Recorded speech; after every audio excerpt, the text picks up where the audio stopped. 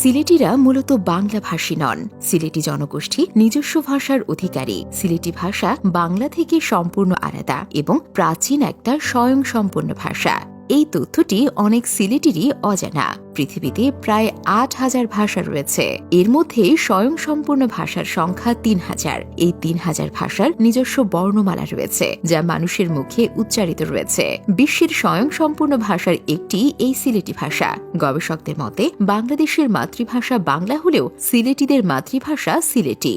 বিশ্বের প্রায় ২ কোটি মানুষের মুখের ভাষা সিলেটি। সিলেটি ভাষা এবং সিলেটি জাতির চমক ইতিহাস সম্পর্কে চলুন জেনে আসা যাক। সিলেটি ভাষার ইতিহাস ঘাটলে দেখা যায় এই ভাষার প্রচলন শুধু সিলেটেই সীমাবদ্ধ নয়। ভারতের আসাম, ত্রিপুরা এবং মেঘালয়ের বহু সংখ্যক লোকের মুখের ভাষা সিলেটি। এটা একটা প্রাচীন ভাষা, তাতে কোনো সন্দেহ নেই। গবেষকদের মতে খ্রিস্টীয় ১৪দশ শতাব্দীর মাঝামাঝি সময়ে জটিল সদস্য প্রধান বাংলা বর্ণমালার বিকল্প লিপি হিসেবে সিলেটি নাগরী লিপির উদ্ভাবন হয়েছিল। গবেষকদের ধারণা, ইসলাম প্রচারক সুফি দরবেশ এবং স্থানীয় অধিবাসীদের মনের ভাব বিনিময়ের সুবিধার জন্য নাগরী লিপির উদ্ভাবন হয়েছিল।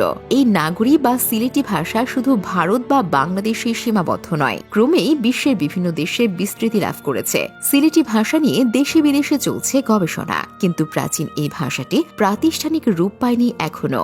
ব্রিটেনে সিলেটি ভাষা শিক্ষার কয়েকটি ইনস্টিটিউট থাকলেও বাংলাদেশে প্রাতিষ্ঠানিকভাবে সিলেটি ভাষা শিক্ষার কোনো ক্ষেত্র নেই, যার ফলে সিলেটি ভাষা মানুষের মুখে থাকলেও এর বর্ণমালা বা নাগরী লিপি অনেকটা বিলুপ্ত হয়ে গেছে।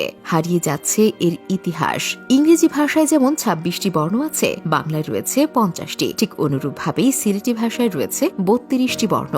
কিন্তু সিলেটের বর্তমান প্রজন্ম তাদের নিজস্ব ভাষা লিখতে ও পড়তে জানে না। বর্তমানে মূল সিলেটি হরফে যারা লিখতে ও পড়তে পারেন তাদের সংখ্যা খুবই কম। এবার আসা যাক সিলেট জাতির ব্যাপারে। খ্রিস্টীয় ৮ম শতকের আগে থেকেই আরবি, ইরানি, তুর্কি, আফগান, মোঘল বণিকগণ চট্টগ্রাম সিলেট অঞ্চলে বাণিজ্য করতে এসে বংশ বিস্তার ঘটান। এরপর আসেন হযরত শাহজালাল। হযরত শাহজালালের সিলেট আগমন সিলেটের সমাজ সংস্কৃতিতে ব্যাপক প্রভাব ফেলেছিল। ১৮৫৮ সালে সিলেটে চা আবাদ শুরু হলে ভারতের তামিলনাড়ু, উড়িষ্যা, ছোটনাগপুর, মধ্যপ্রদেশ, মাদ্রাজ ইত্যাদি অঞ্চল থেকে প্রচুর জনগোষ্ঠী চা বাগানের শ্রমিক হিসেবে সিলেটে আসেন। ১৯০১ সালে এসে শুধু সিলেট জেলায় জ্বালানির কুলির সংখ্যা ছিল ১,৫৩,৮৫০ জন। ১৯৪৭ সালে দেশভাগের আগ পর্যন্ত সিলেটিরা ব্রিটিশ ভারতের উত্তর পূর্বাঞ্চলীয় আসামের সাথে ছিল।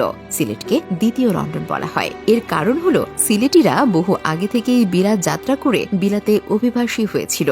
বিলাতে সিলেটিদের অভিবাসনের ইতিহাস প্রায় ৩৫০ বছরের, অর্থাৎ শুরুটা হয়েছিল ব্রিটিশ আমল থেকে।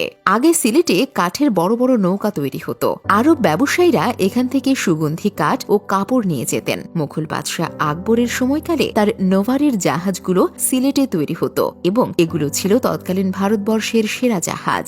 ফলে এই অঞ্চলে নৌযানে কাজ করার মতো কর্মী তৈরি হতে থাকে। তাই পরবর্তী সময়ে ব্রিটিশ কোম্পানির জাহাজে চাকরি করা সিলেটের মানুষের জন্য সহজ হয়েছিল।